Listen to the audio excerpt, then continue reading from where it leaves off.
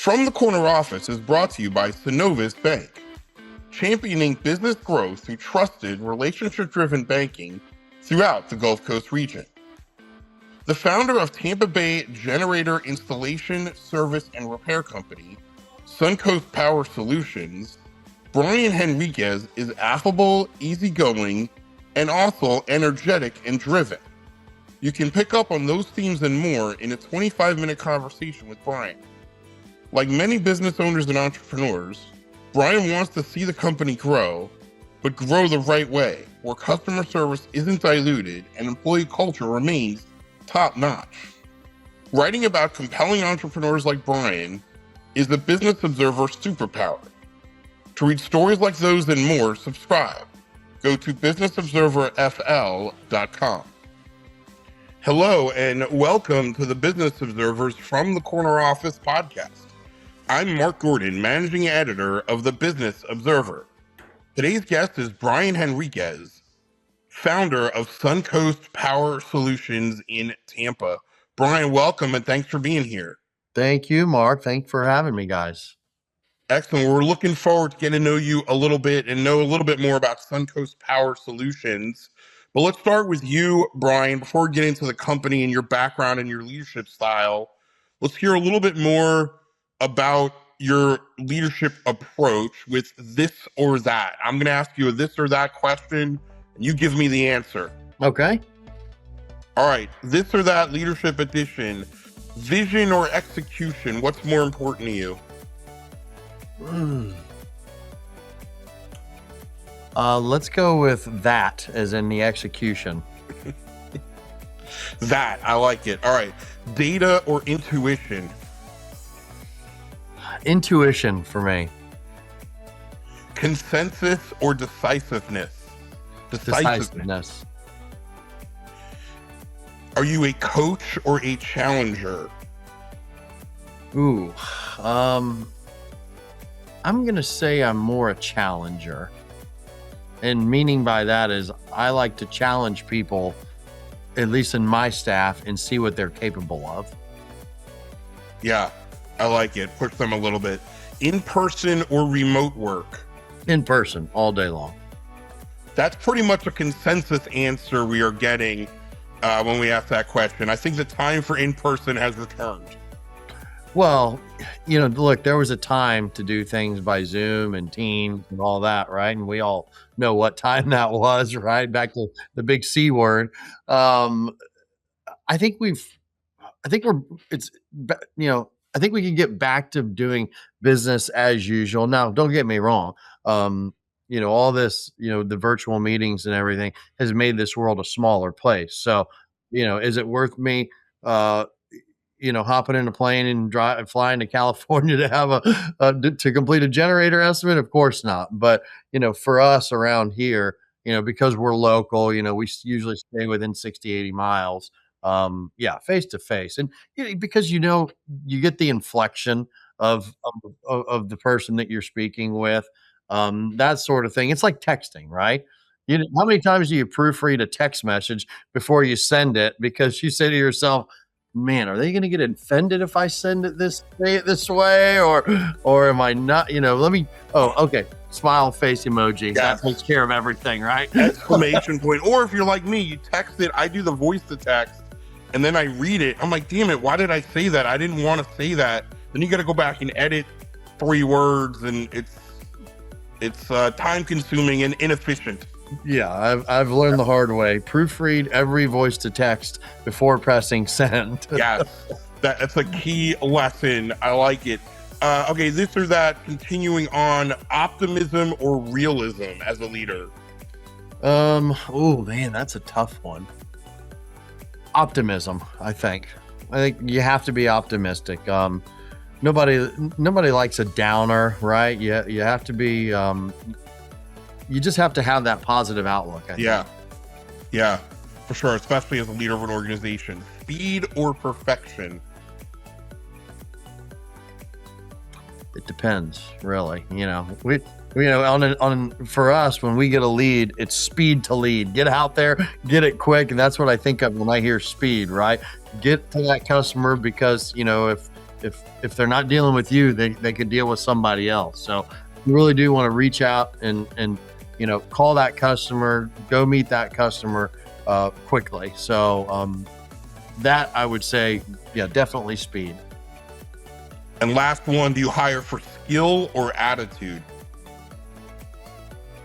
Man, these are tough. You're sending me real zingers today. Start off hard ones. Why can't it be both? Why can't when I come into when I interview somebody, take both of those into equation? I don't want to pick one of the two. We didn't get to where we are saying, well, you've got half of what we want, so you come on, get on board. You're part of the team now. No, we look for the whole package.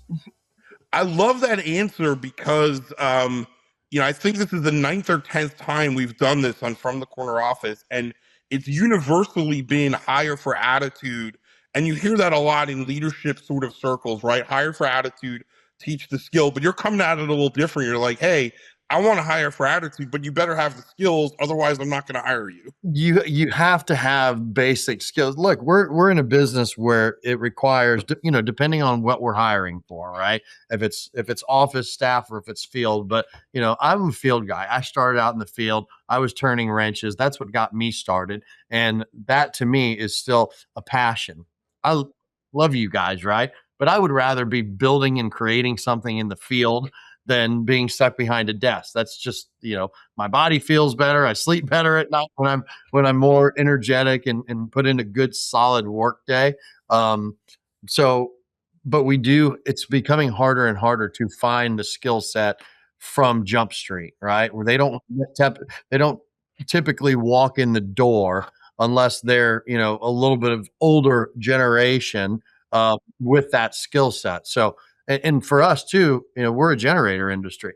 The generator industry or generator company, the generator industry, it's somewhat still in its infant stages, right? I mean, standby generators it's all governed under mechanical items, but if you compare it to an air conditioner has been in homes now for 100 years, it seems like, and we really kind of set the bar back in 2001. And now with these storms being what they are, now it's on everybody's radar. I mean, That's the notoriety.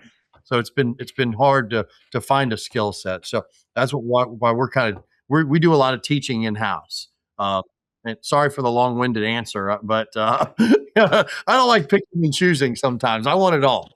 I think it's good. I think that's how you kind of learn from what other leaders are doing, the way you're thinking. I really like that insight. And it's actually a really good segue because you touched a little bit on what you guys do, but give us a big picture, Brian. What is Suncoast Power Solutions? Kind of what's your mission? What's your niche in the marketplace? What's the company all about? So let me give you a little background on myself first, so you know where I came from. My father had started Henriquez Electric, which was an electrical company doing business here in Tampa since 1976. Right now, when I came on board, and I always worked with him, in summer jobs when I was in school, growing up since the tender age of 10. It was all right. Get on a van with the guys, go figure something out. And those were the worst days of my life, by the way, because nobody puts the boss's son to work, right? It was always like, just sit in the car and separate screws for Right. me. Well, I'm sitting here like this, and on an 8-hour day, you know how long an 8-hour day goes by when you're separating screws? And I used to get upset. Give me something. Put me to work. Put me to work. That's always the kind of guy that I was. So I started with him in the electrical industry, and then we started doing a lot of work for general contractors back then. That was his forte. And when I through Henriquez Electric, I was the same way. Well, I don't want to paint all general contractors with this brush, but there was a lot of them back then where it wasn't a team effort. It wasn't, hey, I'm a contractor, you're a subcontractor. Let's put our best foot forward and let's get the job done right. Get it done, under budget, but do a really good job, and we'll all share in the credit. What I found out was a lot of them were, and maybe I was just partnering with the wrong general contractors, was, all right, I'm the boss, you're the little guy. I want to, and this is no joke. Somebody told me this one time, a general contractor, he goes, I'm not doing my job unless you're losing money. And I said to myself, that was really the rude awakening. Yeah, wow, that's quite the punch in the gut right there. It was a punch in the gut, and that's when I said that was my, light bulb moment that said, I got it. I have to start working direct with the homeowner, with the end user. I need to be a prime contractor, not a subcontractor. Now, granted, we're still a subcontractor to a certain extent, but we sell more generators to end users than we do to builders. But that's just part of the learning curve. So, we started as electrical. I got into the generator business. One, because we were prime, and then two, I wanted residuals, right? I wanted a business that had not just the one-time service of, hey, let me install your generator. I've trained my guys, hey, we're also electricians, so that generator just got us in the door. Let's see how else can we help these people. And look, I'm not going to sugarcoat it, we're a business. Let's see how we can create more jobs. Let's see how we can profit. Let's see how we can put food on the tables for our family. Sell him, ask him if he wants that ceiling fan changed, or that panel swapped out while you're there, or that pool pump, things like that. And it's just kind of built up into the behemoth that it is today. And we really do pride ourselves as a one-stop shop now. Uh, Yeah. so And yeah, that's how we got started. and as you mentioned, it feels like it's several years in the running now, but generators are having a moment, right? They're in the spotlight. And so has that, I'm sure it has, but I should say, how has that spotlight impacted your growth and your organization? Well, it's been tremendous, right? I Yeah. mean, I used to wear a sales manager hat, an install manager hat, a service manager hat. Yeah. You name the hat, I wore it. And actually, my wife helped out too. I'd be remiss if I didn't mention her. If she Got sees to this, credit her. Good job, Brian. rewind, rewind, rewind. Me and my wife, we were doing a lot of it. And granted, I'm not taking anything away from the team. We have a spectacular team behind us, but we were wearing a lot of hats. Now that as we've grown, we've hired those people, right? We've sought after a good sales manager, a service manager, installation manager, permit manager, and it's really become the customer is better served for it, because you may be completely exhausted at the end of the day because you did all that, and you may feel this feeling of accomplishment, but you never got everything done in a day's time. And I always like to try and get everything done in a 24-hour notice. If I don't call you back within 24 hours, I'm not doing my job. If we can't service you in 24 hours, we're not doing our job. That's what I think. Yeah. How big are you guys now in terms of employees and reach?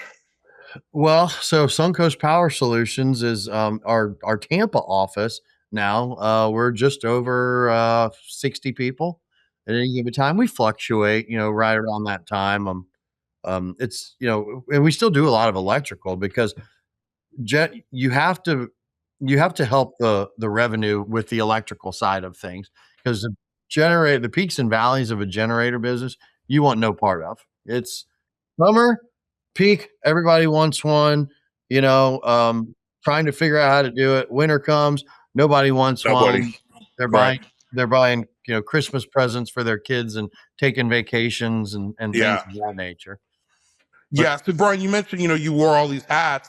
Tell us from a leadership perspective how you've grown as a leader and sort of recognized as the company grew, you can't do all these things if you want to grow it like the way you want to and keep that good customer service up. How have you grown as the leader into the role you have now? patience. That Patience. that has been probably my greatest strength that I have developed within the past few years. When you're trying to do everything and you're constantly stressed out, you have a fuse of about that long. And if a staff member makes a mistake, which is going to happen, there's no way around it. You just fly off the handle. You want to get rid of them. I'll find somebody better, that sort of thing. That was the wrong way to run a business. As managers, which I consider myself one. I still have to manage people. So you have to now notice that we need to do better as managers, and that's just for all business owners collectively. We have to do better at managing the people underneath us, and a lot of that comes with patience, because they're not going to know what you know. especially right off the bat. But there's plenty of stuff that they know that I don't know. So it's not a derogatory comment by any means. It's, you don't know what you don't know. Um, and I'd probably say that's the biggest quality that I have gained over the years was probably patience. Yeah. And and so sticking on the leadership theme, you talked a little bit about this. You have to have accountability for employees. How do you create that accountability without fear, without driving fear in them as a leader? I was upfront with them. Yeah. I had one employee, and I said, and I hate saying this publicly, but I said, "You're going to cost me money to a certain at a certain point." And I said, "Keep it under $1,000, and I won't get upset." But that's the only way that you'll learn from it, right? You make an error. I didn't, say, "Hey, coming out of your paycheck," anything like that. I said, "You're going to make an error. It's going to cost us money, but you're going to learn from that, and you're not going to make that mistake again." And I'm going to be upset. I told him just flat out. I said, "I'm going to be upset. I'm going to be disappointed, but you're going to learn from it, and you'll get better." And when you have a good employee is when they make an error like that, they're more disappointed in themselves than you are at them. So that's when you have somebody that cares, right? And if you have somebody that cares, everything else will just kind of follow suit. Yeah. Yeah, no, that's a really good point because you could see it go if it goes the other way, then maybe that's somebody that's not a long term in your plans long term because they didn't care. We want a career employee. Turnover isn't good for anybody, and that's an attribute that you can't teach, right? Now you have to give a family atmosphere at the office too. Maybe me, I talk like a hillbilly, most people tell me, but my last name is Henriquez, and my grandmother is Di Fabrizio, so she's Italian. So I am the mutt of mutts, as they say. But every one of those cultures has something to give, right? The Hispanic, the Latin culture, and the Italian is all about family, La Familia. And I try to run my business in the same way. These people don't come in and I say, get to work. Okay, make sure you clock in, make sure you clock out. I know their husbands, I know their wives, I know their kids, they're at the Christmas parties. And year 15, we had an employee that was you know, hired by my dad, and he has since passed. 48 years he worked with this company. 48 years? 48 years. That's wild. Yeah, Raul Rodriguez, and Yeah. he was the guy that I was separating screws with when I first started. At 11, 12 years old. So Yeah. He's going to tell your dad, why we have your kid here? He's like, I got real work I'm doing, right? yeah, Gonna right. put But Brian in God the rest truck. his soul, and I still talk to his daughter Yeah. today, as a matter of fact. I'm trying to help them with their business because his daughter and his daughter and her husband, they have 5 kids. Don't ask me how they do it. But he's starting a roofing company. So we're sharing best practices. He's having struggles. So we're Right. trying to, we help him when we can. And, it's just people helping people. Yeah. That's what Yeah, life that's is awesome. all about. Love that. Brian, tell us about some of your mentors. Maybe it was your dad or other people, maybe it's Raul, but your mentors and kind of what business leadership lessons you've learned from some people along the way. So, obviously dad was a mentor of mine. You don't always know that growing up because of the family aspect, but I can look back on it now and say, okay, a lot of the things that I have learned today, were taught by him. And that's I can't pin it down to one thing. I'm sure, there's a lot that you've learned from your mentor, your father, but with my background, with that Latin background that we have, that Italian background that we have, it was it. It was family, and it was all family. My grandmother cooked for 14 of us every Sunday until I was 34 years old. And so I didn't just learn from my father. I learned from my uncles. I learned from my grandfather. The mentors were the family members. Uh, you know, and God rest them, grandpa's gone, but, dad and brothers, we still have the relationship with, and we keep it tight, and business is no business is a community in itself, right? And you can make that community whatever you want it to be. I just chose to make my business community my family because we're all in the same business. Dad's an electrical contractor. Uncles are, architects, engineers, general contractors. So I'm blood in, blood out. It's just family construction business in one way or another. Yeah, contracting. It's a good point about mentoring. Sometimes it's not what they say. I've learned as a parent myself. I've learned sometimes it's you want your kids to see you in action too, because they learn a lot from watching you. It sounds like you learned a lot just from watching your dad handle a client or a job or a work site or an employee. I did, Yeah, yeah, it's just and I've always been inquisitive as well. I don't know about you, but I wanna know how stuff is built. It's like when you walk into a cathedral, if you've ever walked into a cathedral and you've looked around, especially those old ancient, cathedrals that have been there for hundreds of years, you walk in there and you're like, "Man," when you physically do the work yourself, there's an there's an awe that comes about you when you see the kind of creation that has become and the man hours and the labor that it took to do it. And that's a skill set, by the way, that is lost nowadays. All that, the granite molding and all that, they chipping away. I don't know how they do it. It's like the pyramids, yeah. For sure. All right, switching gears, Brian. What motivates you? You said you like being outside, hard work, having something to show for a day's work. Now you're kind of an office dweller, a little bit of both. What continues to motivate you as a business owner and a business leader? Well, when I was out in the field, it was, beginning to end, right? It's like, cutting your grass. I always like to cut my own grass because it was immediate gratification.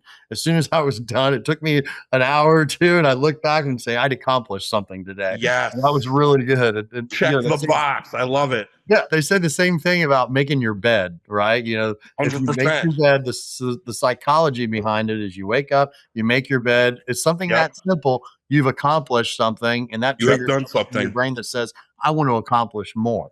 So in business, yeah, I mean, when I was used to install generators, the house came with nothing. When I left, it had something. And now in business, what inspires me is watching the growth of my employees. Um, and, and that's not just them personally, but monetarily. I love the fact that, I have employees that, have come from Puerto Rico and they bought their first house, last week or something like that. And they, came from nothing and I helped provide that. I mean, they put the work in, but when you can put a roof over somebody's head, food on the table, one employee in particular that really makes me proud, Miguel. He's got chickens in the backyard. He's got goats. He's got his own little farm now. He brings in eggs for the rest of the employees because his chickens, they're making like 40 eggs a day now. The surplus eggs. Yeah. So again, he's feeding the community now. So, I think if the world ended tomorrow, we could survive just in this office, just I love off it. the employees and the goats and the chickens and the Bro, cows and everything else that we have. you probably got some generators lying around too. We've So got plenty. Yeah, we got about 2 million of them, about 20 feet away, or about 2 nice. million worth of it, about 20 feet away from me. So, yeah. Excellent. All right, Brian, last question. When you look at Suncoast Power Solutions, we're recording here in late July, so we're in the heart of summer here. What are you looking forward to the last 6 months of 2026 for Suncoast Power? What am I looking forward to for the last 6 months? Um, you know, I look at the same every year. It's kind of become somewhat mundane for me that we here's what I want. Here's what I want in the last 6 months. I want people to quit waiting for the threat of a storm and be prepared before the storm because you're every year you're letting somebody down. And it's just this is why I love doing shows like this because you guys through this little um 10-minute, 20-minute, however long we've been going on video that we're creating this little podcast we're educating people that, hey, these storms are going to come and go. They're not going to be, they're not just coming today and they're going to be gone tomorrow. Data centers are real. Get used to that because the grid is weaker than it ever has been, and we're adding to it. The Department of Energy was recently given the grade of an F. I've been out of school for a while, but I do remember that's not a good grade. No, no bueno, I should say. And what are we doing? Instead of throwing money at it, we just keep building and building and building on an already weak infrastructure. So, but what frustrates me is that you'll have people that call when there's a storm in the Gulf, and I need a generator right now. And here's throw their wallet at you, right? I got 50 grand. I'll give you a generator. I just need it installed tomorrow. Sir, it's not like that. We have to do things legally. We need permits and things of that nature. Well, I tell you what, as soon as this thing passes, we'll call you and we'll set you up and we'll get you on the books. Well, I won't want one after that. I hear it all the time. So you're willing to give me 50 grand today, but in a week, we can't sit down and come up with a good solution that is maybe a half or a third of that for next year and the 25 to 30 years after that. Talk about having blinders on or just being so just hyper focused on the storm that you're not seeing here and here. That's pretty wild. It is wild. And customers are our lifeblood. And my dad always told me, the customer's always right. That old adage. Yes. Yeah, and they're right most of the time, but every once in a while you get some that are a little wacko. So be prepared. That's a good message. Excellent. Brian Henriquez, Suncoast Power Solutions in Tampa. Thank you so much for joining us on the From the Corner Office podcast. No, thank you guys. Thank you for listening to the Business Observer From the Corner Office podcast. I'm your host, Mark Gordon. This podcast was produced by Reed Corley of the Corley Company in Sarasota. To hear more episodes of From the Corner Office podcast, go to businessobserverfl.com.